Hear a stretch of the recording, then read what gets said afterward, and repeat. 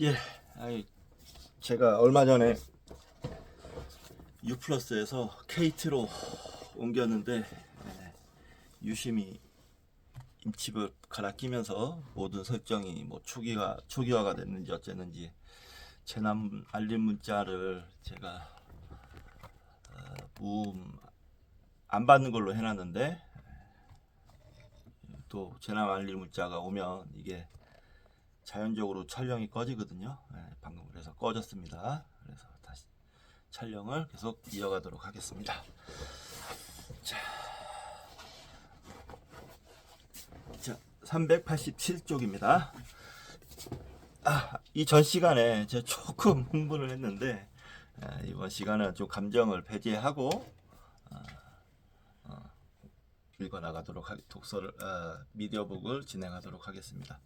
인간 사회의 가장 작은 범주인 무리 사회, 파유적 무리와 현대 국가들은 각양각색의 인간 사회 중에서 양극단을 차지하고 있다. 현대의 미국 사회와 파유족은 전문 경찰력, 도시, 화폐, 빈부 구별 등을 비롯하여 수많은 정치적, 경제적, 사회적 제도가 있는가 하는 점에서 서로 확연히 다르다. 그런데 이 제도들은 모두 한꺼번에 생겼을까? 아니면 어떤 것들이 먼저 생겼을까? 우리는 각기 조직화 수준이 다른 현대의 여러 사회를 비교하거나 과거의 사회에 대한 기록이나 고고학적 증거들을 검토하거나 어떤 사회 제도들이 시대에 따라 변화되는 양상을 관찰함으로써 이 질문에 대한 대답을 추론할 수 있다. 인간 사회의 다양성을 설명하려고 하는 문화 인류학자들은 흔히 인간 사회를 많게는 대여섯 범주로 구분한다. 그러나 음악적 스타일이나 인생의 단계에 대한 것이든 인간 사회에 대한 것이든 어떤 연속적인 진화 또는 발전을 놓고 몇 가지 단계를 설정하려는 이 같은 시도는 두 가지 이유 때문에 불완전할 수밖에 없다. 첫째, 각각의 단계는 그 전 단계에서 싹트는 것인데 이 두 가지를 구분하는 경계선은 자의적일 수밖에 없기 때문이다. 예를 들어 19세인 사람은 미성년자일까 젊은 성인일까? 그렇죠. 둘째, 발전의 순서는 결코 확고부동한 것이 아니므로 같은 단계에 함께 분류되어 있는 표본들도 서로 이질적일 수밖에 없기 때문이다. 가령 브람스와 리스트가 오늘날 자신들의 낭만주의 시대 작곡가들로 한꺼번에 분류되고 있다는 사실을 알게 된다면 무덤 속에서 벌떡 일어날 것이다. 그럼에도 불구하고 이렇게 자의적으로 단계를 나누는 일은 음악이나 인간 사회처럼 천차만별인 대상에 대해 논의할 때 설명이 간단해진다는 유용성이 있다. 다만 위와 같은 두 가지 단서가 달려 있다는 것만은 항상 염두에 두고 있어야 한다. 이 같은 의도를 가지고 이부터 우리는 각종 사회 형태를 이해하기 위해 무리, 부족, 주장사회, 국가의 네 가지 범주로 이루어진 간단한 분류법을 사용하기로 하자. 그래서 도표 14-1 참조 사회 유형 뭐 이렇게 되어 있습니다. 그래서 무리, 부족, 주장사회, 국가를 구성원, 정부, 종교, 경제, 사회 이런 식으로 있고 없음에 따라서 나누고 있는데요.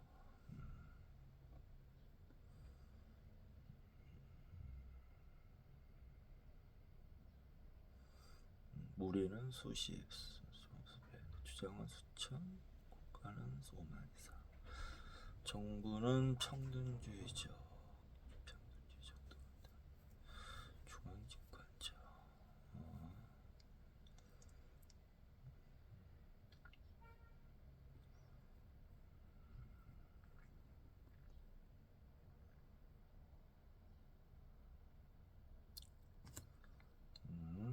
경제,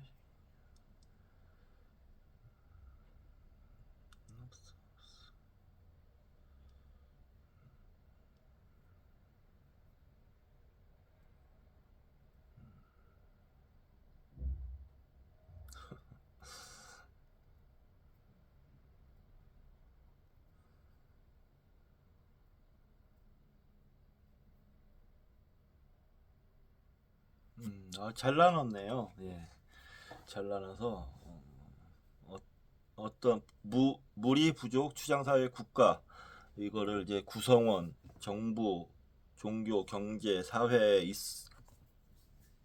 있음 없음 혹은 많고 적음으로 쭉 나눠놨는데 보기 좋게 아주 잘 나눠져 있습니다.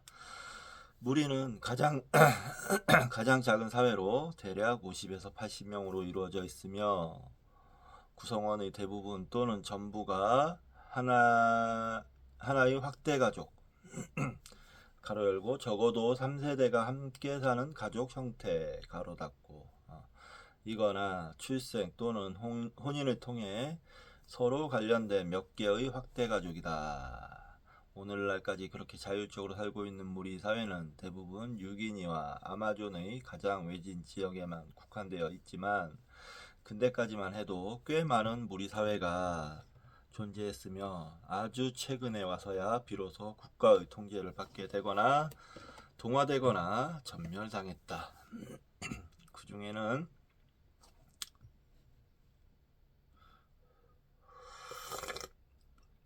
아프리카 피그미족의 대부분 또는 다수 남아프리카 산족 수렵 채집민 이른바 부시먼, 오스트레일리아 원주민, 에스키모, 이누이트족, 남북 아메리카에서 티엘라 델푸에고 가로 열고 아메리카 남단의 섬 가로 닫고나 북부의 한데림과 같이 자원이 빈약한 지역에 사는 인디언들이 있다.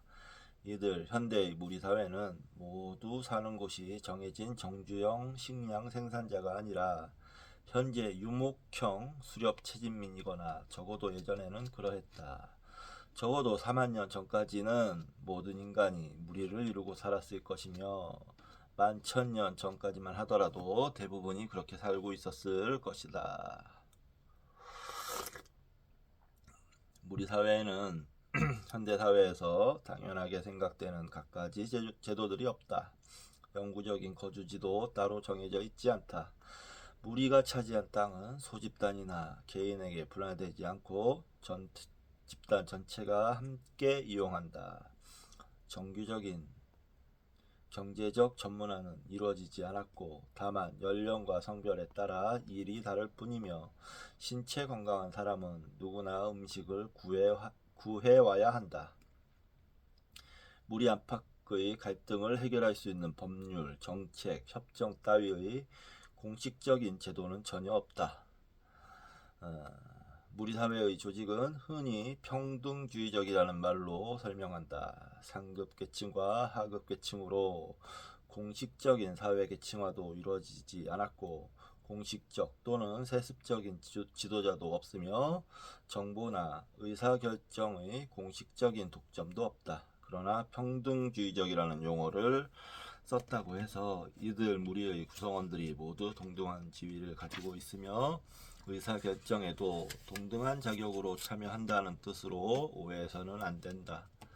이 용어는 다만 무리의 지도자라는 지위가 비공식적이며 인격, 힘, 지능, 전투 기술 따위의 특성을 통해 정해진다는 의미일 뿐이다.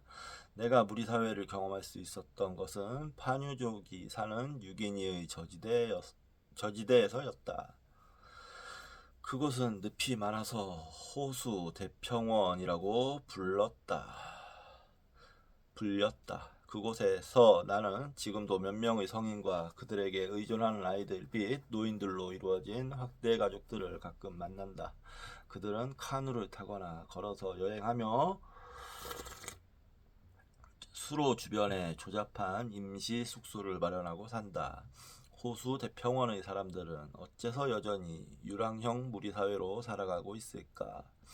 세계의 다른 지역 사람들은 거의 대부분이 더 큰 정주형 집단을 이루고 있으며 유기니의 다른 사람들도 대개는 그렇게 하고 있는데 말이다. 이 문제에 대한 해답은 이 지역에는 많은 사람들이 모여서 살 수 있을 만큼 자원이 집중되어 있지 않고 가로 열고 선교사들이 각종 농작물을 가지고 들어오기 전에는 가로 닫고 생산성 높은 농경이 가능한 토종 식물도 없었다는 것이다. 이들의 주식은 사고 야자로 이 나무가 다 자라면 줄기 속에서 전분을 얻을 수 있다. 이들이 유랑 생활을 하는 이유는 한 지역에서 다 자란 사고 야자를 다 베어낸 후에는 이동할 수밖에 없기 때문이다. 무리의 구성원은 질병, 특히 말라리아, 늪지대의 자원 부족, 석기를 만드는 돌조차도 교육을 통해 얻어야 하고, 늪지대에서 얻을 수 있는 먹거리의 제한된 분량 때문에 항상 적은 수로 유지된다. 이곳 외에도 최근까지 무리 사회가 존재한 지역이라면 어디서든 그처럼 기존의 기술로 이용할 수 있는 자원들조차 부족한 것이 일반적이다. 인간과 가장 가까운 친척인 고릴라, 침팬치, 피그미 침팬치 등도 무리를 이루고 산다. 인간도 처음에는 모두 그렇게 살았을 것으로 추정된다. 그러다가 먹거리를 얻는 기술이 향상되면서 자원이 풍부한 일부 지역에서는 수립 채집민들이 영구적인 거처에 정착할 수 있었을 것이다. 그러므로 무리 사회는 우리가 수백만 년에 걸친 진화의 역사에서 그대로 물려받은 정치, 경제, 사회 조직인 셈이다. 그리고 그 이후의 모든 발전은 겨우 지난 몇만 년 사이에 이루어졌다.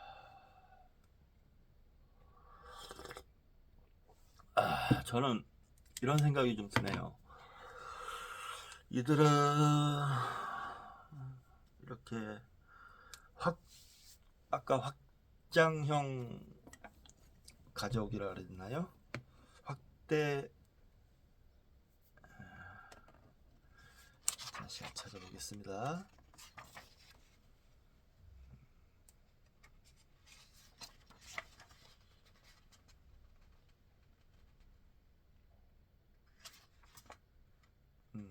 확대 가족, 이렇게 확대 가족으로 한 무리로 살아가는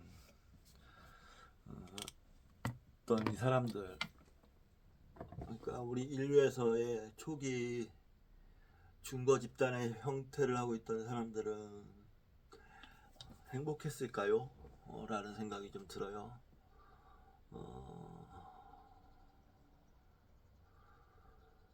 생각해보면 지금 우리보다 훨씬 가난했을 겁니다. 예.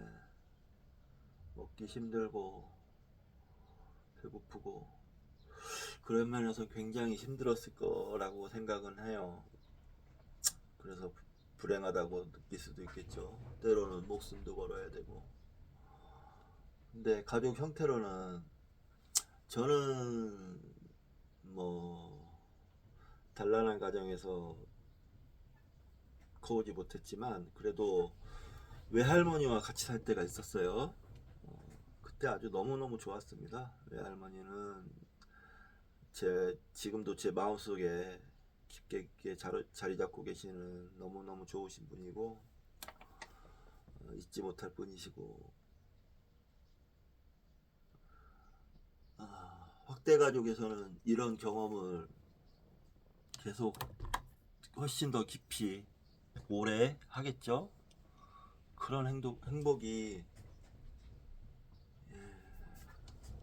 있지 않았을까요? 지금 현대 사회에서 우리가 인간관계에서 우리를 맺으며 많은 불행을 겪고 있는데, 적어도 그런 면에서는 이런 이 확대 가족의 무리 생활을 하는 사람들의 행복도가 훨씬 높지 않았을까요?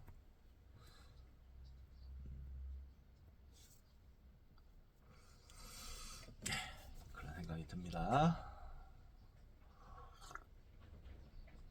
정착 생활을 하는 친족 집단 부족 사회, 무리 사회의 바로 다음 단계는 부족이라고 한다. 이것은 규모가 더 크고 수십 명이 아니라 대략 수백 명으로 구성되고 대개 정착 생활을 한다는 점에서 무리와 다르다. 그러나 일부 부족은 물론이고 추장 사회조차도 철따라 이동하는 목축민들로 이루어진 경우가 없지는 않다.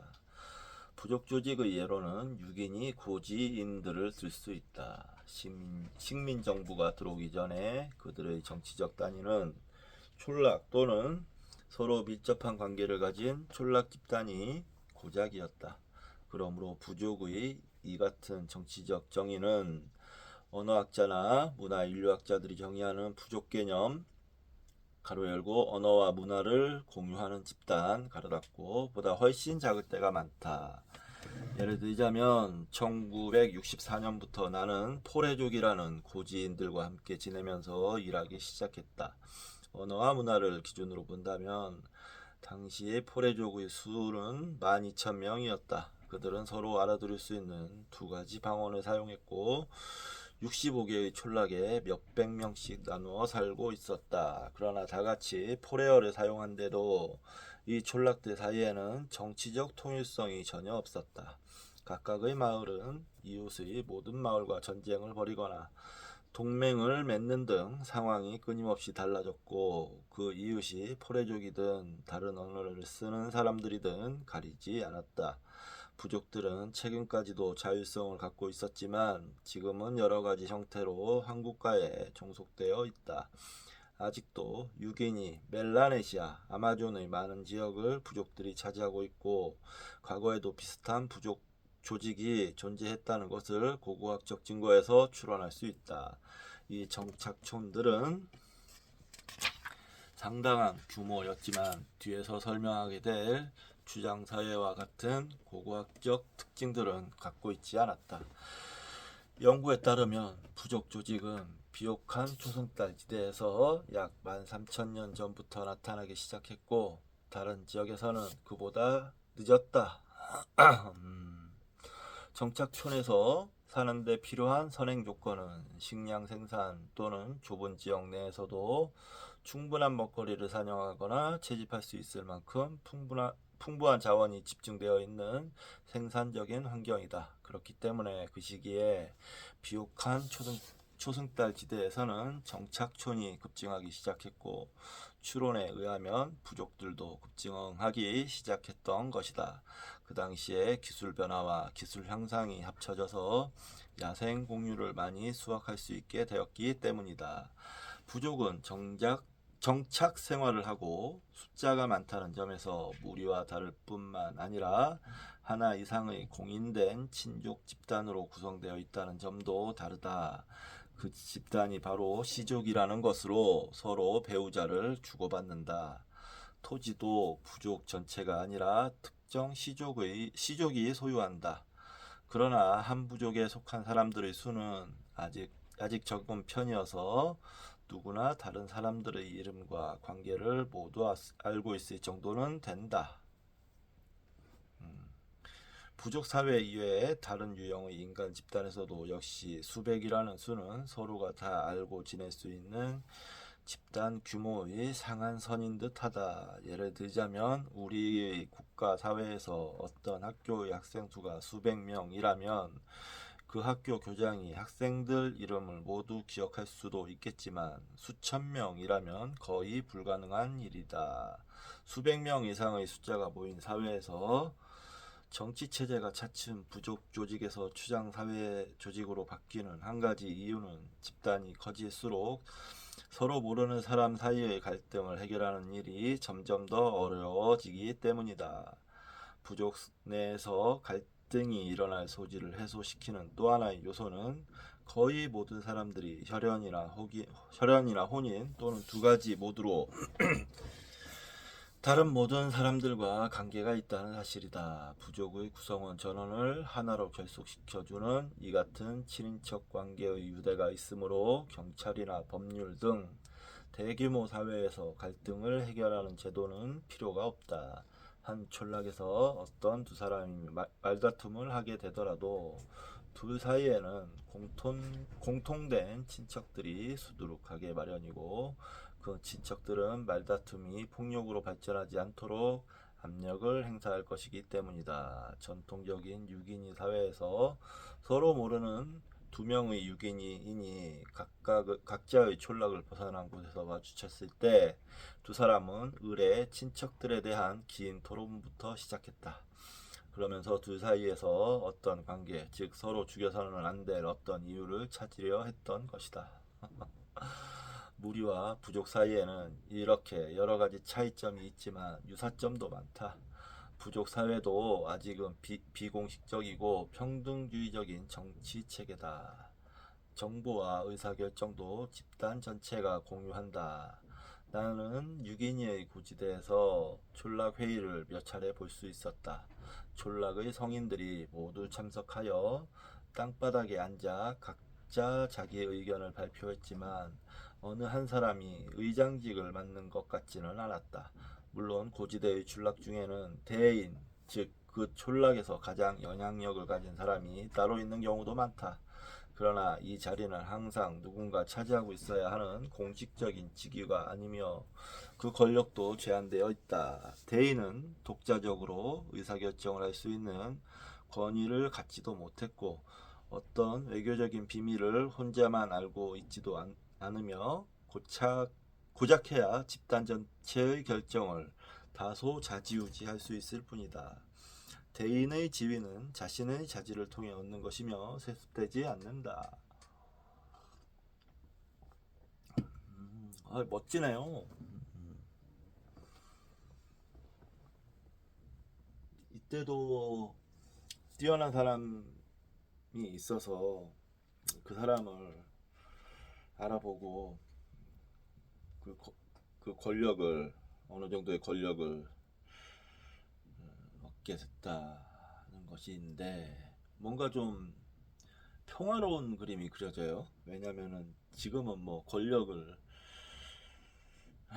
잡지 못해서 우리나라 지금 상황이 안달인 상황에서 윤석열 같은 미친놈도 나타나고 국민의힘 같은 미친놈들의 집단도 나타나고 검사들과 같은 또라이 집단도 나타나고 하잖아요. 그런 거에 비하면 왠지 점잖해 보입니다. 점잖하고 이상적으로 보여요.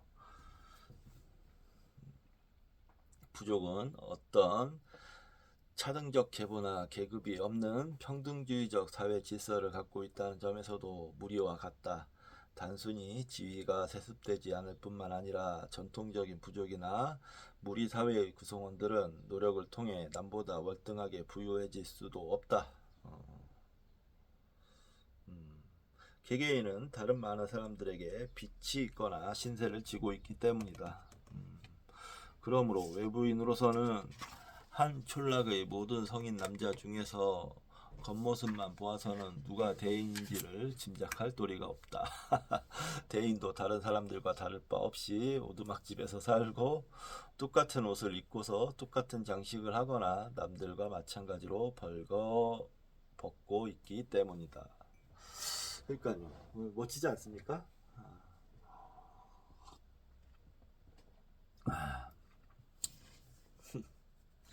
뭐 권력이 좀 있다고 해서 어깨에 힘주고 사람들 깔보고 그래서 더럽고 안 입고 없고 그런 일이 있을 것 같지 않네요. 무리와 마찬가지로 부족에도 관료, 경찰력, 조세 따위는 없다.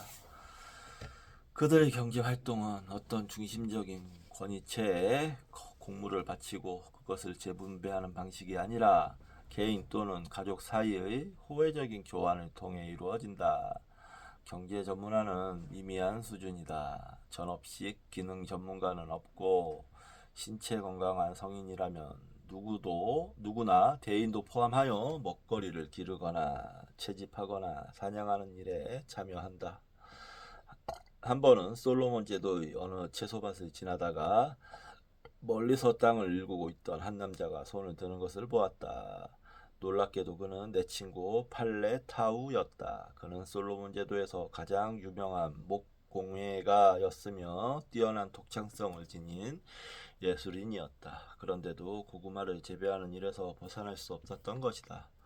부족 사회에는 이렇게 경제에서 전문가가 따로 없으며 노예에게 시켜야 할 전문화된 천한 일이 따로 없으므로 노예도 없다.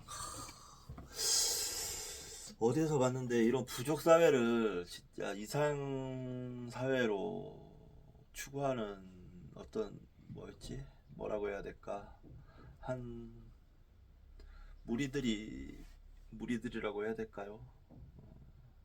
그런 사람들이 있었어요. 어떤 책에서 봤는데, 근데 이유가 이걸 읽어보니 굉장히 타당합니다. 예. 이런 거를 지금 제 생각에는 이런 사회를 지금 커진 이 국가 사회잖아요. 근데 민주주의 사회잖아요. 얼마든지 구현해 낼 수 있어야 된다고 생각합니다. 그렇게 될 수도 있다고 보고요. 예. 뭐 지방자치와도 좀 연관이 있을 것 같은데 그거보다는 기본적으로 인간의 자유권, 자유권과 관련이 있을 것 같아요. 이렇게 살 수 있는 자유가 얼마든지 지금 보장돼 있으니까 이런 사회를 꼭 이상사회라고 이름 붙이지 않아도 이런 사회를 추구하는 것도 굉장히 좋을 것 같습니다.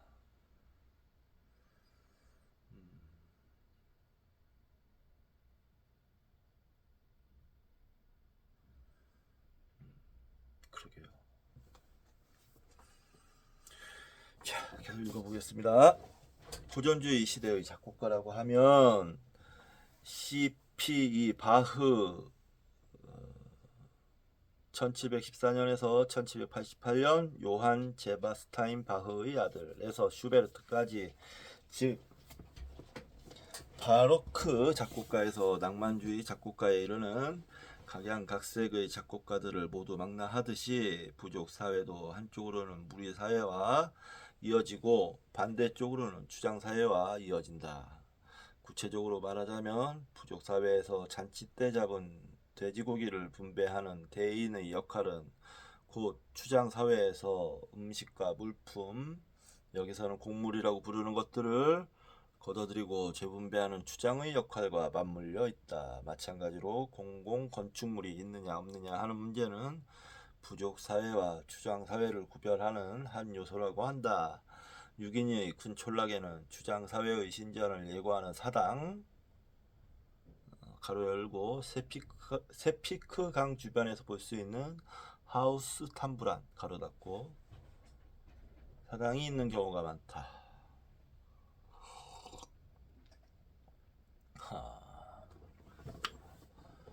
나 이 부족 사회 마음에 드는데요. 부족 사회가 참 마음에 들어요.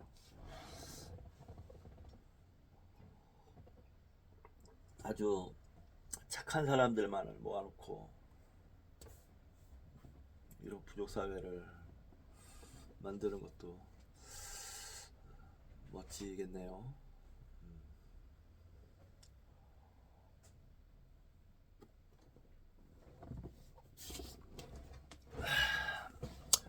큰 돈도 필요 없을 것 같습니다. 예, 제 생각에는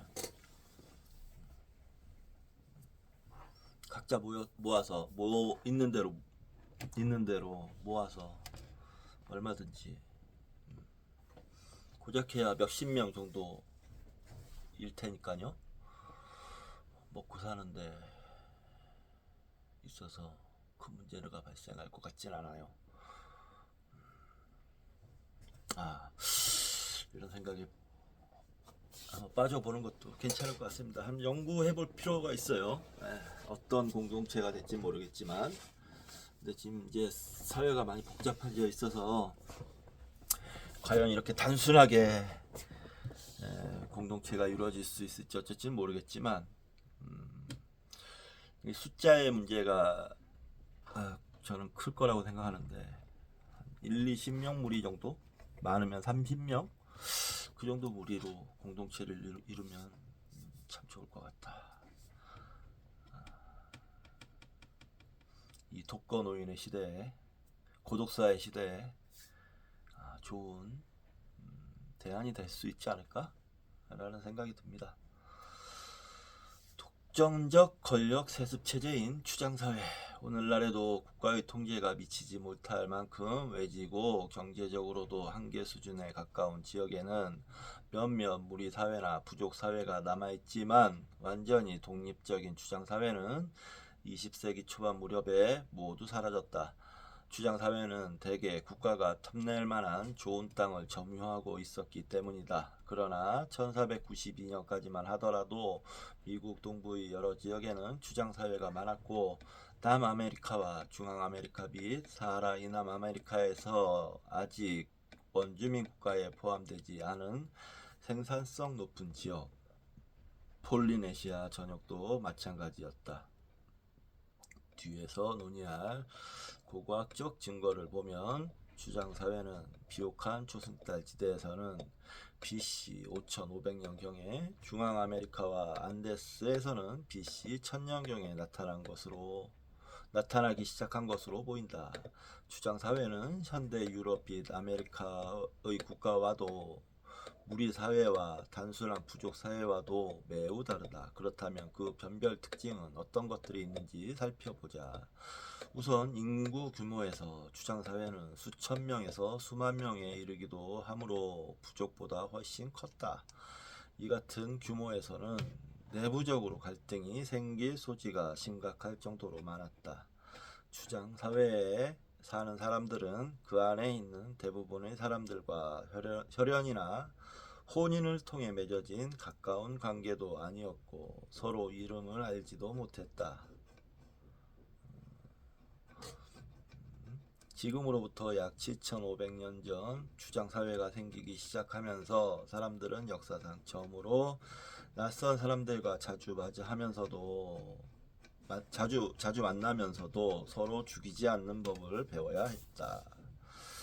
이것도 근데 아이고 참 인간의 그런 한계점이었던 것 같아요. 우리 생활에서는 서로 낯선 사람들을 보면 서로 죽이려고 했다는 게 끔찍한 거죠. 사실은 인간은 사실 동물입니다. 이런 면에서 참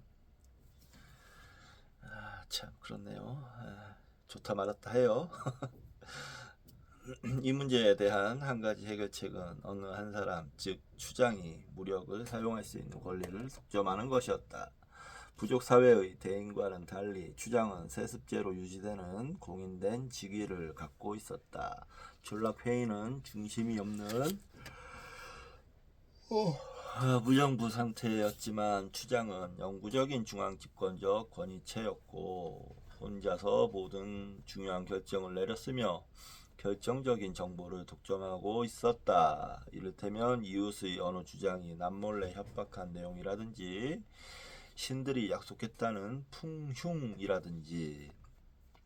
대인과 달리 주장들은 겉으로 보기에도 다른 사람들과 구분되는 분명한 차이가 있어서 멀리서도 식별이 가능했다. 한 예로 서남 태평양의 네렐 섬에서는 추장이 등에 커다란 날개 같은 것을 달고 다녔다. 평민들이 추장을 만나면 하와이의 경우 엎드린다든지 하는 식으로 존경을 표시하는 의례적인 행동을 해야 했고 추장의 명령은 한두 관료층을 거쳐 전달되기도 했다. 관료들 중에는 지위는 낮지만 그 자신이 추장인 사람이 많았다. 그러나 국가 관료들과는 대조적으로 추장 사회에서 관료들의 역할은 전문화되지 못했다. 국가 사회에는 수세 관리, 수자원 관리자, 징병관 등이 각각 따로 있지만 폴리네시아 하와이에서는 관료 한 명이 공물도 거두고 관계 업무도 감독하고 주장을 위해 부역자를 모으는 일까지 다 해야 했다. 주장사회는 대규모 인구가 좁은 지역에 모여 있었으므로 많은 양의 식량이 필요했다. 대부분의 경우에는 식량 생산을 통해 얻었지만 특히 풍요로운 지역에서는 수렵 채집으로 해결하기도 했다. 예를 들면 콰키우틀족, 누투카족, 틀링기족 인디언 등 북아메리카 서북부의 태평양 연안 원주민들은 농경도 하지 않고 가축도 없으면서 또 주장이 있는 촌락에서 살았다. 이 지역의 강과 바다에는 연어와 헬리벗이 풍부하기 때문이었다. 평민에 속하는 사람들이 만들어낸 잉여 식량은 추장과 그 가죽, 관료, 그리고 카누, 깎귀, 타구 따위를 만들거나 세자비, 문신사 등으로 일하는 기능 전문가들을 먹여 살렸다. 그 같은 전문화된 공예품이나 장거리 교역을 통해 얻은 희귀한 물품 따위의 사치품들은 추장의 몫이었다. 예를 들자면 하와이 추장들은 깃털 망토를 갖고 있었다. 그 중에는 수만 개의 깃털을 사용하여 몇 세대에 걸쳐 만들어야 하는 것도 있었다. 추장 사회는 이렇게 사치품이 집중되어 있는 점에서 고고학적 식별이 가능할 때가 많다. 어떤 추장의 무덤에는 다른 평민의 무덤보다 훨씬 더 좋은 물건들이 부장되어 있으므로 그 이전의 인류 역사에서 발견되는 평등주의적 매장 형태와는 대조적이기 때문이다. 또한 고대의 일부 복잡한 추장 사회는 신전 따위의 정교한 공공 건축물 잔해가 남아 있거나 정착촌들 사이에 지역적 차별화 현상, 즉 대추장이 있던 어느 유적지는 다른 유적지들에 비해 규모도 또렷이 크고 행정 건물이나 인공물도 많이 있는 현상이 있는 것을 보고 부족 사회 촌락들과 구별하기도 한다. 추장 사회가 부족처럼 한 곳에 모여 사는 여러 개의 세습적 계보로 구성되어 있다. 추장 사회도 부족처럼 한 곳에 모여 사는 여러 개의 세습적 계보로 구성되어 있다. 그러나 부족 촌락의 계보는 각기 동등한 지위를 가진 시족인데 반하여 추장 사회는 추장 계보의 모든 구성원들이 세습적 특권을 갖고 있었다.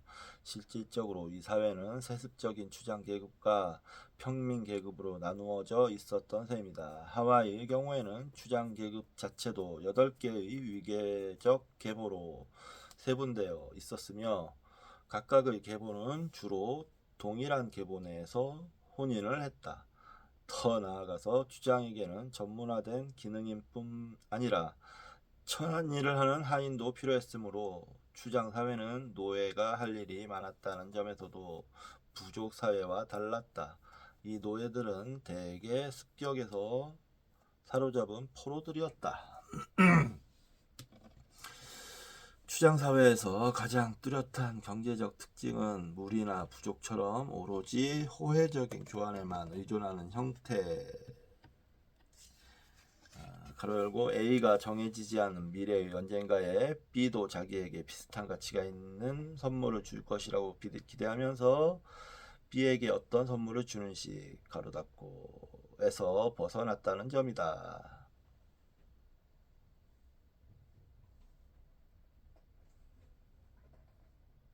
물론 현대 국가에서 살고 있는 우리들도 생일이나 명절 때는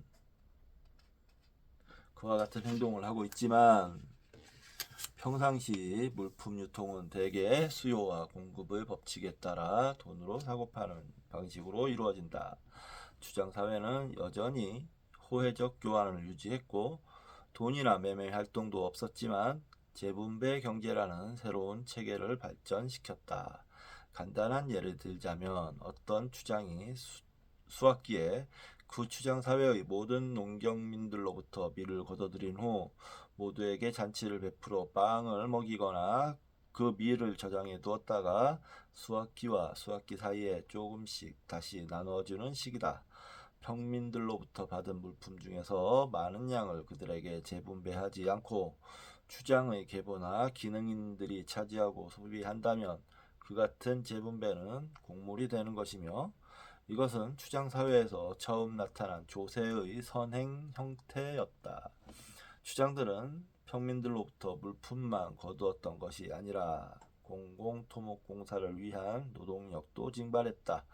이 같은 사업은 다시 평민들에게 그 혜택이 돌아갈 수도 있었고 가로 열고 모두를 먹여 살리는 보탬이 되는 관계시설 따위라면 가로 닫고 추장들에게 이익이 되는 일일 수도 있었다. 가로 열고 화려한 무덤 따위 가로 닫고 지금까지 마치 추장 사회가 모두 똑같은 형태를 취했다는 듯이 일반적인 내용들만 이야기했다. 그러나 실제로는 추장 사회에도 각기 많은 차이가 있었다. 규모가 클수록 추장의 권력도 막강했고 추장 계보의 층위도 다양했으며 추장과 평민 사이의 간격도 넓었다. 또한 추장이 공무를 차지하는 경우가 늘어났고 관료들의 계층도 많았으며 공공 건축물도 더 장엄했다. 예를 들자면 폴리네시아의 작은 섬들에서는 추장의 지위가 세습적이라는 점 이외에는 추장 사회가 실질적으로 대인이 있는 부족 사회와 비슷했다. 추장의 오두막도 다른 오두막집과 똑같았고 관료나 공공 토목공사도 없었다. 추장은 거둬들인 물품의 대부분을 평민들에게 재분배했고 토지는 공동체 전체가 관리했다. 그러나 폴리네시아에서도 가장 큰 섬, 하와이, 타히티, 퉁가 등에서는 장식품만 보아도 추장을 금방 식별할 수 있었고 공공토목공사는 대량의 노동력을 동원하여 진행되었다. 곡물의 대부분을 추장이 차지했고 토지도 모두 추장이 관리했다. 이렇게 위계적 계보를 가진 사회 사이에는 또 하나의 단기적 차이가 있다. 자율적인 촌락 사회에서부터 여러 촌락으로 구성되어 대추장 체제 하의 가장 큰 촌락이 하위 추장 체제 하의 작은 촌락들을 다스리는 사회에 이르기까지 정치적 단위가 다양했다. 예.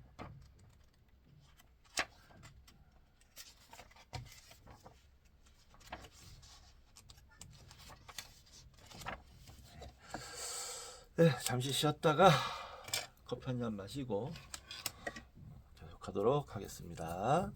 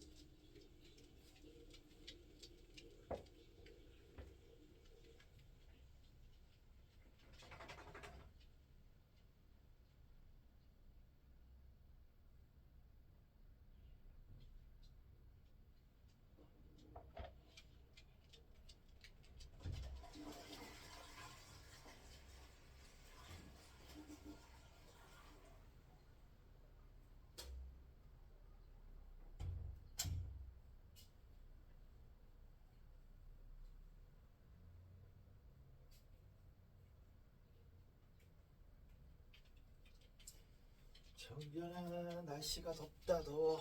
아이고.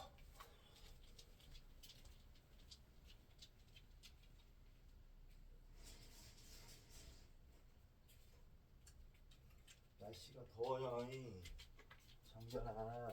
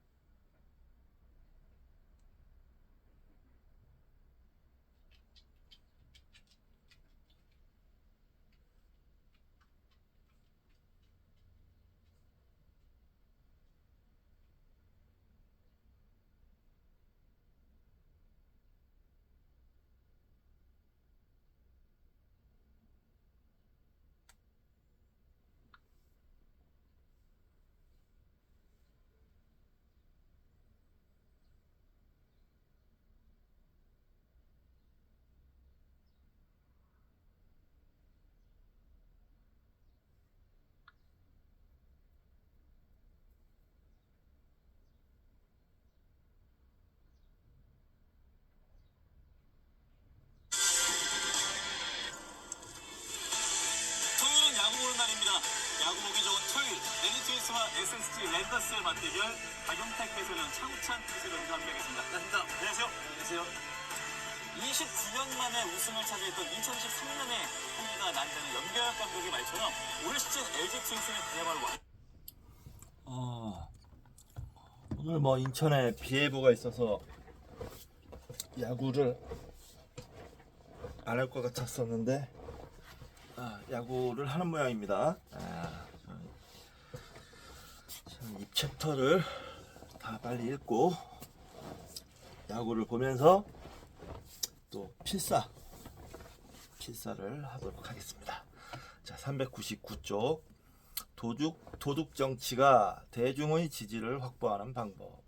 지금까지의 논의에서 중앙 집권적으로 통치되는 모든 비평등 사회에 공통적으로 존재하는 근본적 딜레마가 바로 추정 사회에서부터 시작되었다는 사실이 명백해졌을 것이다. 이 같은 비평등 사회는 잘 되면 개인적으로는 엄두를 낼 수 없을 만큼 규모가 큰 일도 얼마든지 해낼 수 있다는 좋은 점이 있지만, 못되면 평민들로부터 빼앗은 것들로 상류층을 살찌우는 뻔뻔스러운 도둑 정치의 기능을 한다.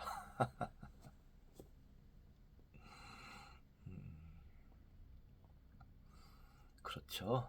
그와 같이 훌륭한 기능과 이기적 기능은 서로 뗄 수 없는 관계이다. 다만 정부에 따라 어느 한 기능이 다른 기능보다 훨씬 강조될 뿐이다. 도둑 정치가와 현명한 정치가의 차이, 이를테면 날강도에 가까운 폭군과 대중에게 은혜를 베푸는 성군의 차이는 정도의 차이다. 결국 생산자들로부터 걷어들인 곡물 중에서 얼마만큼의 비율을 엘리트 계급이 가져가는지, 그리고 그 곡물 중에서 얼마만큼이 공공용도에 사용되어 평민들에게 재분배되는지가 관건인 셈이다. 가령 우리는 옛 자일의 모부투 대통령을 도둑 정치가로 생각한다. 그 이유는 너무나 많은 곡물을 자신이 갖고 가로 열고 미화 수십억 달러 상당 가로 닫고 너무 적은 곡물을 재분배했기 때문이다.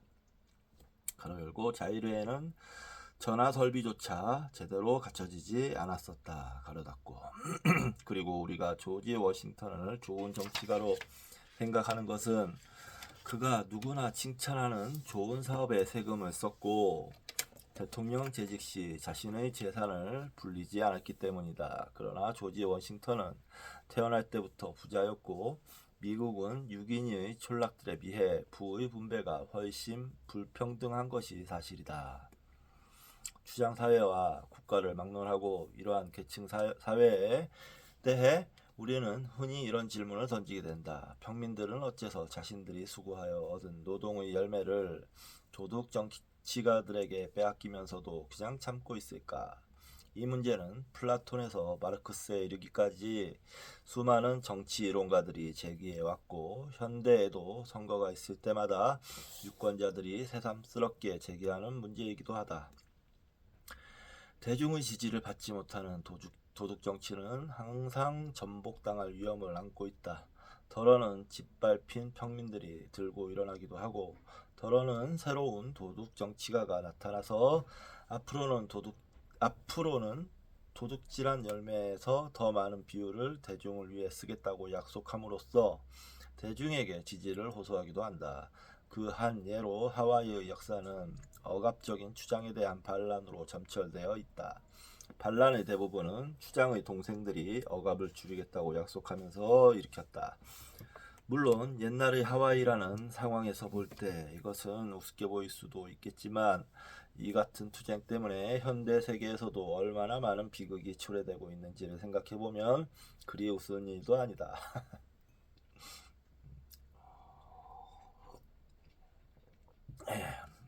그렇죠.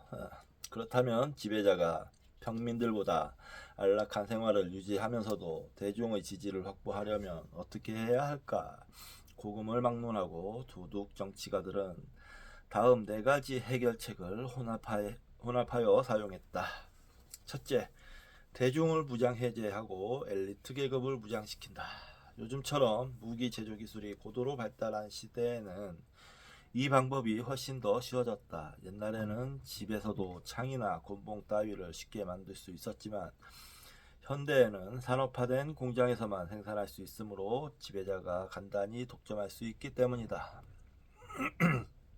둘째, 거둬들인 곡물을 대중이 좋아하는 일에 많이 사용하여 재분배를 함으로써 대중을 기쁘게 한다. 이러한 원칙은 오늘날 미국의 정치가들뿐만 아니라 하와이의 주장들에게도 쓸모가 많았다. 셋째, 무력을 독점하여 공공질서를 유지하고 폭력을 억제함으로써 대중의 행복을 도모한다. 이 방법은 비록 정당한 평가를 받지 못하고 있지만 중앙 집권적 사회가 그렇지 못한 사회에 대하여 갖고 있는 크나큰 이점이라고 할 수 있다. 종전의 인류학자들은 무리사회나 부족사회를 이상화하여 매우 점잖고 비폭력적인 사회라고 믿었다. 왜냐하면 그들이 25명가량의 무리를 찾아가서 3년 동안이나 아무리 관찰을 해도 살인사건은 한 번도 목격할 수 없었기 때문이었다. 그러나 그것은 당연한 일이었다. 가령 연하문 명의 성인과 연하문 명의 아이들로 이루어진 무리가 있다고 했을 때 굳이 살인이 아니더라도 어차피 다른 일반적인 이유로 사람이 죽는 것은 불가피한 일이다. 게다가 만약 3년마다 한 번씩 성인 한 명이 다른 성인 한 명을 살해하는 사건이 벌어진다면 그 무리는 결코 존속될 수 없다는 간단한 계산이 나온다. 무리사회와 부족사회에 대해 훨씬 더 장기간에 걸쳐 연구한 자료에 의하면 살인이야말로 가장 중요한 사망 원인의 하나다. 한 번은 내가 6인의 이야우족을 방문한 일이 있었는데 때마침 어느 여자 인류학자가 이야우족 여자들의 인생 이야기를 인터뷰하고 있었다. 그런데 남편의 이름을 물을 때마다 이 여자들은 비명횡사한 남편들의 이름을 몇 명씩 줄줄이 읊었다. 전형적인 대답은 이런 식이었다. 첫 남편은 엘로피족 침략자들에게 죽었어요. 두 번째 남편은 나를 탐내던 남자의 손에 죽었고 나를 탐내던 그 남자가 세 번째 남편이 되었지요. 그런데 그 남편마저도 두 번째 남편의 동생이 복수를 하겠다고 죽여버렸어요.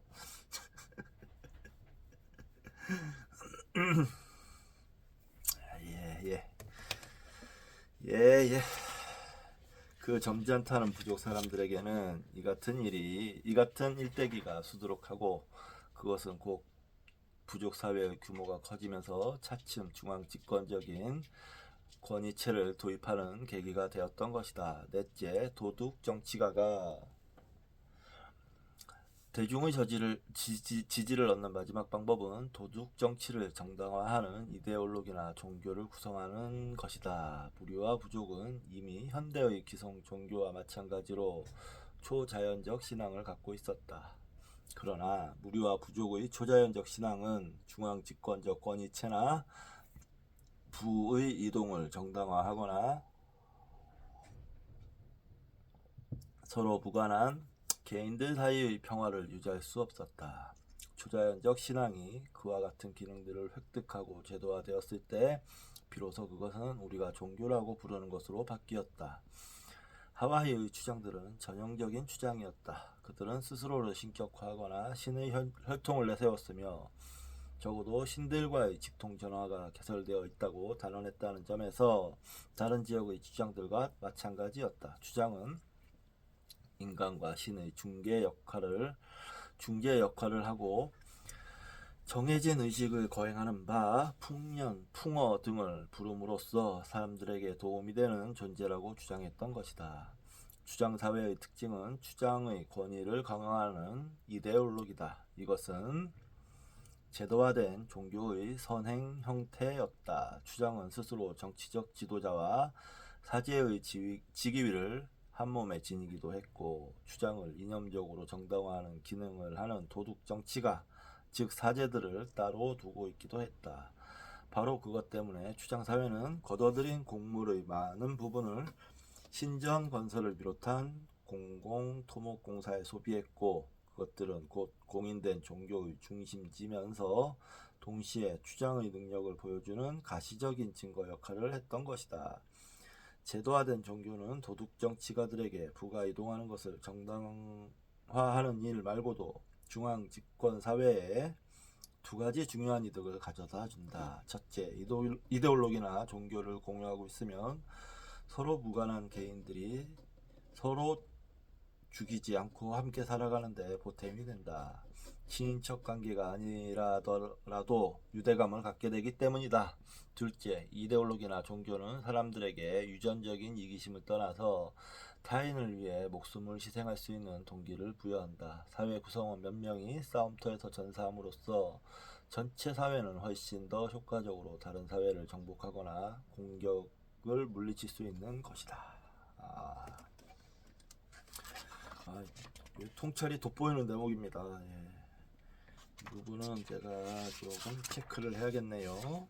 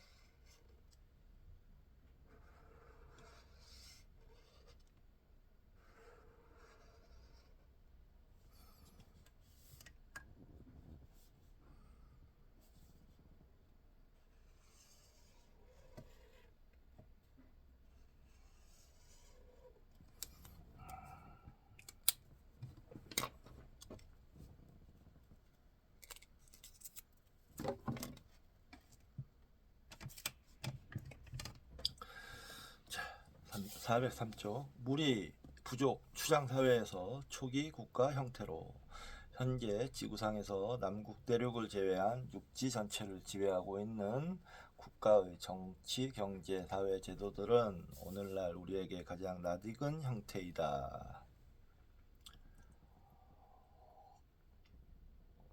초기의 많은 국가와 근대의 모든 국가에는 문자를 아는 엘리트 계급이 있었으며 근대 국가 중에는 문자를 아는 대중이 있는 국가들도 많다. 사라져간 국가들은 대개 가시적인 고고학적 증거들을 남겼다. 표준화된 설계로 건설된 신전의 유적, 적어도 4단계 이상으로 구별되는 정착촌의 규모, 그리고 각각 수만 제곱킬로미터에 걸쳐 발견되는 토기의 유형 등이 그것이다. 이 같은 증거를 통해 메소포타미아에서 BC 3700년경, 중앙아메리카에서 BC 300년경, 안데스 중국 동남아에서는 지금으로부터 2000여 년 전, 그리고 서아프리카에서는 1000여 년 전에 각각 국가가 탄생했음을 알 수 있다. 중국은 좀 더 되지 않았나요? 2000년이 아니고 한 적어도 지금 2000년 되니까 2007, 800, 800, 2800? 3000년? 뭐 이렇게 해도 넘어갈 수 있을 것 같은데요. 근대에 들어와서는 추장사회로부터 국가가 형성되는 과정도 자주 관찰할 수 있었다. 그러므로 우리는 과거의 추장사회나 부족, 무리 등보다 과거의 국가와 그 형성 과정에 대한 정보를 훨씬 더 많이 갖고 있다. 원시 국가들은 대추장이 다스리는 대규모 여러 개의 촌락으로 이루어진 추장사회가 가졌던 많은 특징들을 유지하고 있었으며 무리의 사회로부터 부족 추장사회로 이어지는 규모 확대의 연장선에 놓인다. 아이고 심심했어요. 가만있어. 그래 아빠하고 같이 책 읽자. 아이고 그래. 아이고 정경이한테 소홀했지. 오랜만에 인사드려요 우리 정견이가. 이놈이 아직 목에 딱지가 다 안 나서.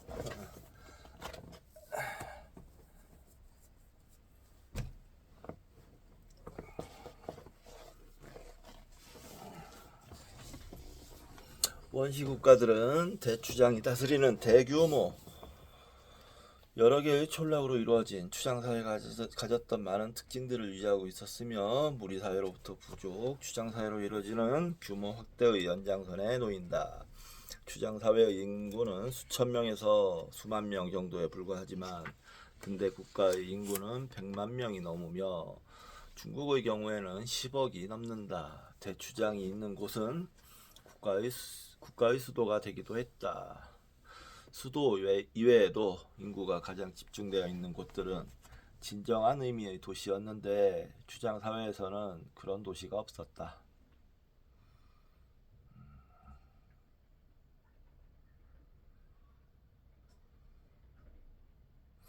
도시는 대규모의 공공토목공사, 지배자의 궁전, 곡물이나 조세를 통한 자본의 축적, 식량 생산자 이외의 인구 집중 등의 특징에서 촌락과는 달랐다. 초기 국가에는 최고 대추장과 같이 사실상 왕에 해당하는 명칭을 가진 세습적 지도자가 있었는데 그들은 정보, 의사결정, 권력 등을 전보다 더 많이 독점했다. 오늘날의 민주주의 사회에서도 가장 중요한 정보는 극소수의 개인들만이 알 수 있으며 바로 그들이 정부의 각종 부서로 내보내는 정보의 흐름을 통제하고 결과적으로 모든 결정을 좌우한다.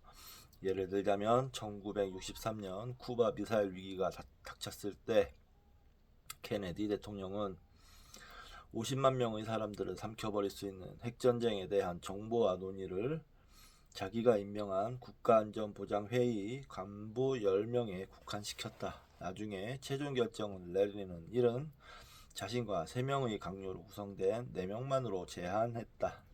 국가는 추장사회에 비해 중앙의 통제도 광범위하며 공물, 조세로 명칭이 바뀐 공물의 형태로 이루어지는 경제적 재분배도 더욱 광범위하다. 경제적 전문화도 더 심화되어 오늘날에는 농경민조차도 더 이상 자급자족할 수 없게 되었다.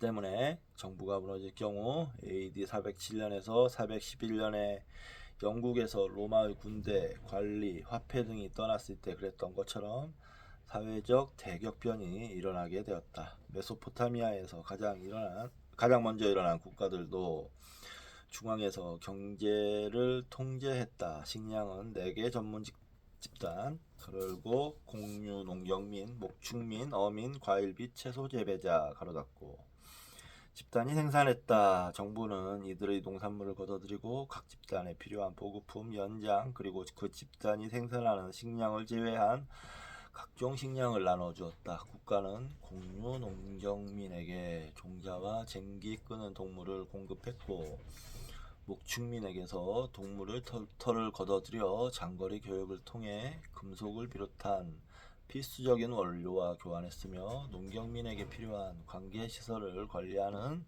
노동자들에게 식량을 지급했다. 대부분의 초기 국가들은 추장사회보다 노예제의 규모가 훨씬 더 컸다. 그렇다고 추장사회가 패배한 적들에게 더 관대했다는 뜻은 아니다. 다만 국가는 경제적 전문화가 더 심했고 대량 생산이 더 많이 이루어졌으며 공공토목공사도 많았기 때문에 노예의 노동력이 더 많이 필요했기 때문이다. 또한 국가에서는 전쟁의 규모가 커졌으므로 더 많은 포로들이 생겼다.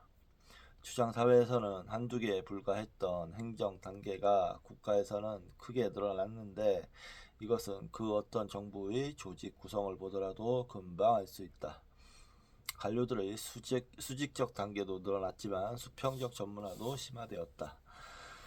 가령 하와이 코노시키는 행정의 모든 측면을 담당했지만 국가의 정부에는 여러 부서가 따로 있어서 각각의 부서가 독립적인 위계를 갖고 수자원 관리, 조세, 징병 등을 하나씩 맡는다. 아무리 작은 국가의 관료 체계도 큰 추장 사회의 것보다는 복잡하게 마련이다. 예를 들자면 서아프리카 니제르의 작은 도시 마라디의 중앙행정부에도 130개가 넘는 직함이 있었다. 국가 내부의 갈등 해결 방법은 법률, 사법제도, 경찰 등으로 점점 공식화되었다.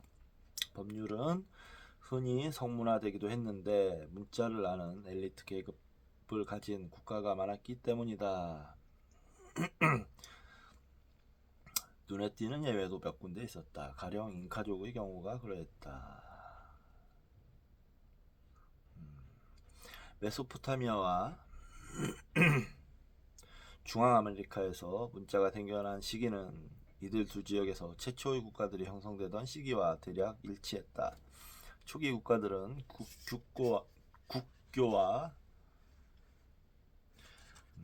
표준화된 신전을 갖추고 있었다. 초기의 많은 왕들은 신격화된 존재였으며 그들이 받은 특별 대우는 이루 헤아릴 수도 없었다. 아즈텍과 잉카의 황제들은 가마를 타고 다녔으며 일본어에는 왕을 부를 때에만 사용하는 당신이라는 뜻의 특별한 대명사가 따로 있었다. 초기의 왕들은 국교의 수장을 겸하기도 했고 별도의 대사제를 두기도 했다. 메소포타미아의 신전은 종교의 중심지였을 뿐만 아니라 경제적 재분배, 문자, 기능의 중심지이기도 했다. 국가의 이 같은 특징들은 부족에서 추장으로 이어진 특징들을 더욱 극대화시킨 것이었다. 그러나 국가는 추장사회 수준에서 벗어나 몇 가지 새로운 방향으로 발전해 왔다. 가장 근본적인 차이점은 무리, 부족, 단순한 추장사회처럼 혈연 중심이 아니라 정치적 계열 및 세력을 중심으로 조직되었다는 점이다. 또한 무리와 부족은 언제나 하나의 언어를 사용하는 단일 민족으로 구성되었고 추장사회도 대개 그러했다.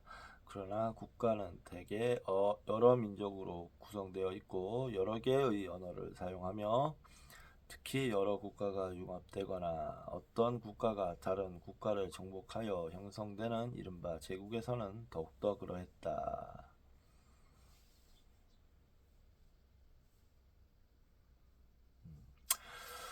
국가 관료들은 추장사회처럼 혈안에 근거하여 선발하지 않는다. 최소한 부분적으로나마 훈련과 능력에 근거하여 선발된 전문가들인 것이다. 대부분의 현대 국가들을 포함하여 나중에 생긴 국가에서는 지도자의 자리를 비세습제로 하는 경우도 흔했으며 추장사회부터 이어진 세습적 계급 체제 자체를 포기한 국가도 많았다.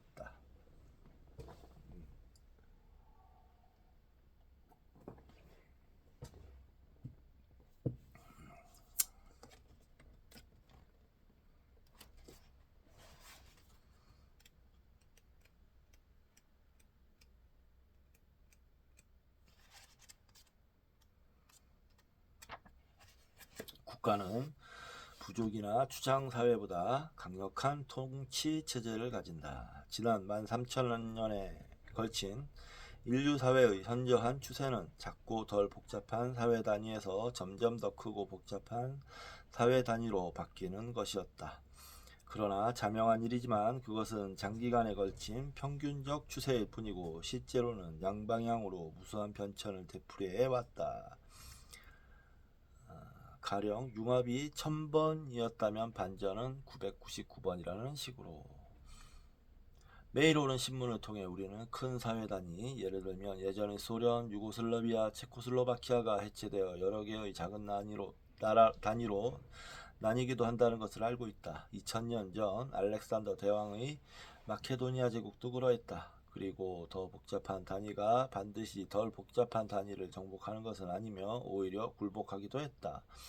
가령 로마와 중국의 제국들은 각각 야만인인 몽골의 사회에 침략당했던 것이다. 그러나 어쨌든 장기간에 걸친 추세는 크고 복잡한 사회 쪽으로 진행되어 국가 단위에 와서 절정에 이르렀다. 국가와 그보다 단순한 사회가 충돌할 때 대개 국가가 승리를 거두는 한 가지 이유는 무기류를 비롯한 기술들이 더 우수하며 인구도 더 많다는 이점을 가졌기 때문이다. 그러나 그것 말고도 추장사회의 국가가 본래부터 가지고 있는 이점이 두 가지 더 있다. 첫째, 중앙집권화된 결정권자가 있으면 군사력과 물자가 집중된다는 점. 둘째, 국가는 공인된 종교를 퍼뜨리고 애국심을 고취시키는 경우가 많아서 그로 말미암아 군대는 기꺼이 목숨을 걸고 싸우게 된다는 점이다.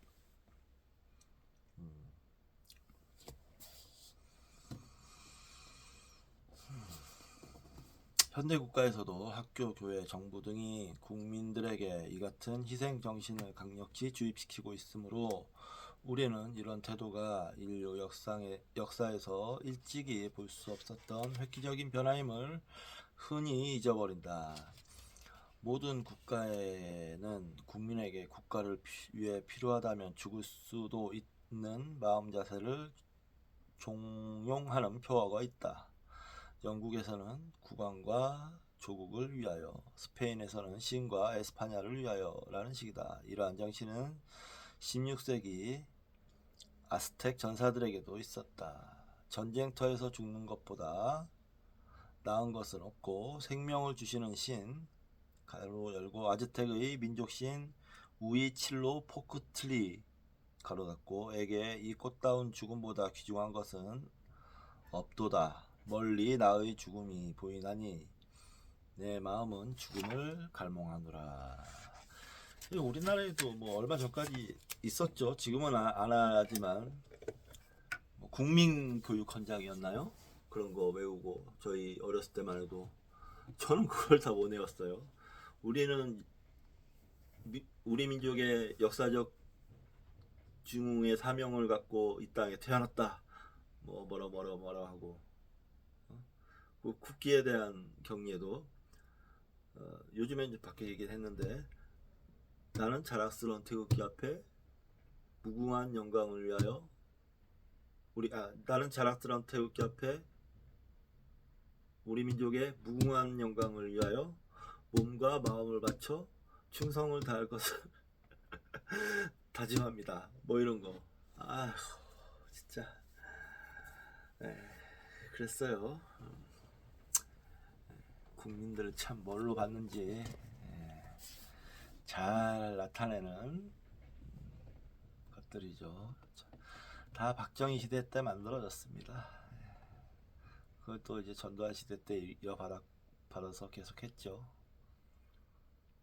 지금도 뭐 국기에 대한 경례 같은 거 뭐 가슴에 손 얹고 뭐 이런 거 하잖아요. 요즘에는 그렇게 좋게 느껴지지 않더라고요. 예전에는 당연스럽고 올바른 것이라고 생각했는데 요즘에는 그렇게 좋게 느껴지지 않고, 왜냐면은 그 전체주의에 대한 공포가 요즘에 심해지고 있기 때문에 그런 것 같아요. 부작용이 있습니다. 윤석열 이후로 얼마든지 좋은 감정으로 공동체를 위한 어떤 공동체가 잘 되기를 바라는 그런 뭐랄까 의뢰 이런 거 그냥 자연스럽게 받아들일 수 있었는데 요즘에는 그마저도 좀 위험해 보이는 거예요. 네. 자, 넘어가겠습니다. 이 같은 정신은 무리 사회나 부족 사회에서는 상상조차 할 수 없는 것이었다. 나는 6인인 친구들에게서 부족 전쟁에 대한 이야기를 많이 들었지만 그 속에서 부족에 대한 애족심이나 자살에 가까운 돌격 등 죽음을 무릅쓴 군사 행동을 감행한 예는 흔적조차 찾아볼 수 없었다. 적을 공격할 때는 매복했다가 기습을 하거나 적보다 많은 병력을 동원하는 등 무슨 수를 써서라도 자기 마을을 위해 죽게 될 위험성을 최소화시켰다. 바로 이 같은 태도 때문에 부족 사회가 군사 행동을 취할 때는 국가 사회에 비해 선택의 폭이 심각하게 좁아질 수밖에 없다. 당연한 일이겠지만 애국심이나 종교에 광적으로 도취된 사람들이 무서운 적이 되는 까닭은 못된 적을 전면시키기 위해서는 아군의 일부가 죽어도 좋다는 모진 마음가짐 때문이다. 기독교와 이슬람교도의 정복 전쟁에서 나타난 것과 같은 광신적 행동이 지구상에 처음 등장한 것은 추장사회가 생기기 시작한 이후부터 특히 지난 6천년 사이에 국가들이 탄생하면서부터였다.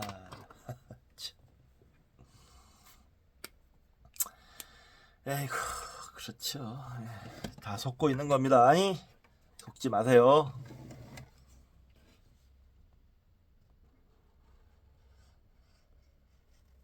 자신을 진정으로 사랑한다면 국가에서 요구하는 모든 폭력에 대해서 거부할 수 있어야 됩니다.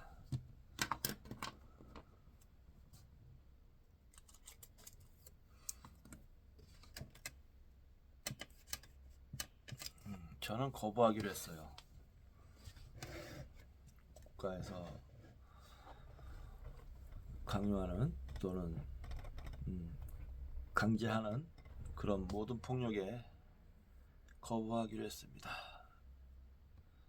얼마 전까지만 해도 일본이 참 너무 싫어서 일본과의 전쟁은 불사하겠다 뭐 이런 마음도 있었는데 이제는 그마저도 싫습니다. 거부할 거예요. 만약에 전쟁이 일어나서 전국민 동원령이 내려도 저는 안 갑니다. 북한과의 전쟁은 더더구나 그렇고 우리 민족끼리 왜 싸웁니까? 저는 안 갑니다. 일본이랑 만약에 전쟁이 일어난다 해도 안 갑니다. 밉긴 하지만 또 죽고 죽이고 하는 일을 반복하고 싶지 않아요. 자, 넘어가겠습니다. 지역 인구 증가가 사회적 복잡성과 국가 형성에 미친 영향. 그렇다면 중앙 집권화가 이루어지지 않았던 혈연 중심의 소규모 사회는 무슨 이유로 대부분의 구성원들 간에 서로 가까운 관계가 없고 중앙 집권화가 이루어진 대규모 사회로 발전하게 되었을까? 지금까지 무리에서 국가로 변형되는 과정을 살펴보았으니 이제부터는 무엇 때문에 각각의 사회가 그처럼 변형되어 갈 수밖에 없었는지 알아보기로 하자. 역사를 살펴보면 독립적으로 발생한 국가들이 많았다. 문화인류학자들은 원생적이라는 용어를 사용하는데 당시 그 주변에는 기존 국가가 없었다는 뜻이다. 원생국가는 오스트레일리아와 북아메리카를 제외한 모든 대륙에서 적어도 한 번 이상 또는 여러 번 탄생했다. 선사시대 국가가 들어선 지역은 메소포타미아, 북유럽, 나일강, 빛 인더스강 유역, 중앙아메리카, 안데스, 서아프리카 등이었다. 그리고 유럽 국가들이 접촉했던 마다가스카르, 하와이, 타히티, 그리고 아프리카 여러 지역의 원주민 국가들은 겨우 지난 300년 사이에 추장사회로부터 탄생한 국가들이었다. 원생적으로 발생한 추장사회는 국가의 경우보다 훨씬 더 많았다. 앞서 언급한 모든 지역과 함께 북아메리카 서북부의 태평양 연안 및 동남부 아마존, 폴리네시아, 사하라 이남 아프리카 등에서도 추장사회가 탄생했다. 복잡한 사회가 발생했던 이 같은 지역들은 인간사회의 발전 과정을 이해하는 데 좋은 자료가 된다. 국가기원이라는 문제에 도전한 수많은 이론 중에서 가장 단순한 이론은 해결해야 할 문제 따위는 존재하지 않는다고 주장하는 것이다. 아리스토텔레스는 국가야말로 인간 사회의 자연스러운 상태일 뿐이므로 따로 설명이 필요 없다고 생각했다. 그의 실수는 충분히 이해할 만하다. 당시 그가 잘 알고 있던 BC 4세기의 그리스 사회는 모두 국가였기 때문이다. 그러나 지금의 우리는 1492년까지만 하더라도 세계의 많은 지역이 그때까지도 여전히 추장사회나 부족 또는 무리사회로 조직되어 있었다는 사실을 알고 있기 때문에 국가적 형성에 대해서는 설명이 필요하다. 우리에게 가장 낯익은 이론은 프랑스 철학자 장자크 루소의 것으로 그는 국가가 사회적 계약에 의해 형성되었다고 보았다. 그 사회적 계약이란 사람들이 자신의 이익을 계산해보고 단순한 사회보다는 국가에서 사는 것이 더 낫겠다는 데 의견이 모아져 단순한 사회를 자발적으로 없애 나갈 때 이루어지는 합리적 결론이었다는 주장이다. 그러나 현실을 아무리 관찰하고 역사적 기록을 뒤져보아도 그처럼 냉철한 성견지명이 있는 고상한 분위기에서 국가가 형성되었던 예는 단 한 번도 찾아낼 수 없었다. 작은 사회 단위들이 자발적으로 주권을 포기하고 더 큰 단위에 합병되는 일은 없다. 다만 정복당하거나 외부 압력 때문에 어쩔 수 없었을 뿐이다. 세 번째 이론은 일부 역사학자나 경제학자들 사이에서 지금도 인기가 있는데 이것은 메소포타미아와 북중국, 멕시코에서 대규모 관계시설이 건설되기 시작한 시기와 국가가 나타나기 시작한 시기가 비슷하다는 사실에서 출발한다. 그리고 관계나 수력 관리를 위해 복잡한 대규모 시설을 건설하고 유지하려면 아무래도 중앙 집권적인 관료 체제가 필요하다는 점에도 주목한다. 그 다음에는 대략적인 시대적 상호 관계를 곧 인과관계로 파악한다. 결국 메소포타미아와 북중국과 멕시코 사람들은 대규모 관계 시설이 가져올 이점을 미리 예견했다는 것이다.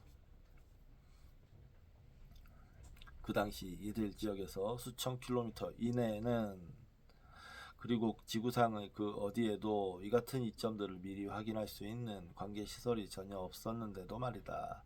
아무튼 이렇게 성견지명을 가졌던 사람들이 작고 비능률적인 추장사회들을 여러 개 합병하여 대규모 관계시설이라는 축복을 내려줄 수 있는 하나의 국가로 만들었다는 주장이다. 그러나 국가 형성에 대한 이 수자원 이론은 사회계약론의 경우와 똑같은 반론에 부딪힐 수밖에 없다. 구체적으로 말해서 이 이론은 복잡한 사회로 발전되는 과정에서 최종 단계만을 거론하고 있다. 대규모 관계시설의 문제가 대두되기 전 인간 사회가 수천 년에 걸쳐 무리에서 부족으로 그리고 다시 추장사회로 발전하게 만들었던 원인이 무엇인지에 대해서는 아무런 언급도 없고 역사상의 연대와 고고학적 연대를 자세히 훑어보아도 관계 문제가 국가 형성의 원동력이었다는 견해는 뒷받침되지 않는다. 메소포타미아, 북중국, 멕시코, 마다가스카르 등지에는 국가가 생겨나기 전에도 이미 소규모 관계시설이 존재했다. 대규모 관계시설은 국가 탄생과 같은 시기에 건설된 것이 아니라 각 지역에서 상당히 늦게 시작되었다. 그리고 중앙아메리카의 마야 지역과 안데스 일대에 형성된 대부분의 국가에서 관계 시설이라고는 각 지방의 공동체가 건설하고 스스로 유지하는 소규모 시설밖에 없었다. 그러므로 복잡한 수자원 관리 시설이 만들어진 지역에서도 그 시설은 중앙 국가 형성에서 비롯된 2차적인 결과였을 뿐이며 국가 형성 원인은 다른 데에 있었다.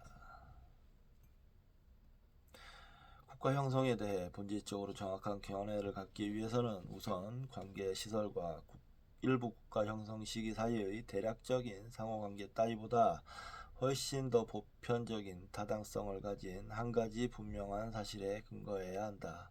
그것은 바로 각 지역의 인구야말로 사회적 복잡성을 가장 확실하게 예측할 수 있는 지표라는 사실이다.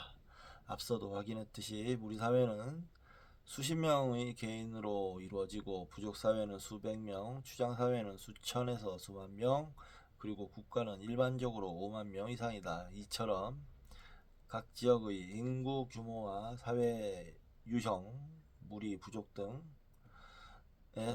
사이에도 대략적인 상호관계가 존재하지만 각각의 범주 속에는 인구와 사회적 복잡성 사이에 더 확실한 경향이 나타난다.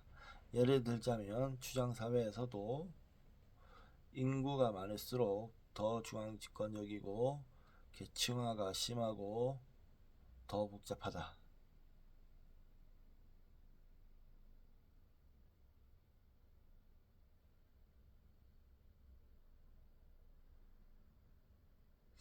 이 같은 상호관계들은 각 지역의 인구 규모, 인구 밀도 또는 인구의 압력과 복잡한 사회가 형성되는 일 사이에는 분명히 어떤 관계가 있다는 것을 강력히 시사하고 있다. 그러나 이 같은 상호관계만으로는 복잡한 사회를 탄생시키는 인과관계의 사슬에서 인구라는 변수가 정확히 어떤 기능을 갖고 있는지를 파악할 길이 없다. 그러므로 그 인과관계를 확인하기 위해서 우선 조밀한 대규모 인구가 발생하게 된 배경부터 다시 상기하기로 하자. 그 다음에는 이 같은 대규모 사회가 단순한 형태로 유지될 수 없었던 까닭을 살펴보자.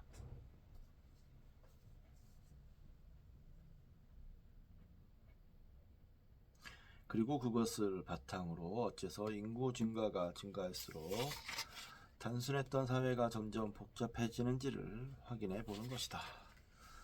아이고.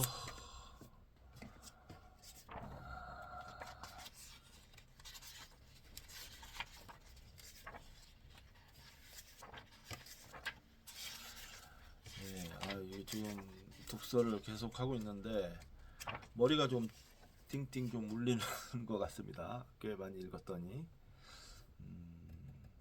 그래서 독서는 좀 잠시 미루고 좀 쉬었다가 필사를 하도록 하겠습니다. 예. 자, 아이고.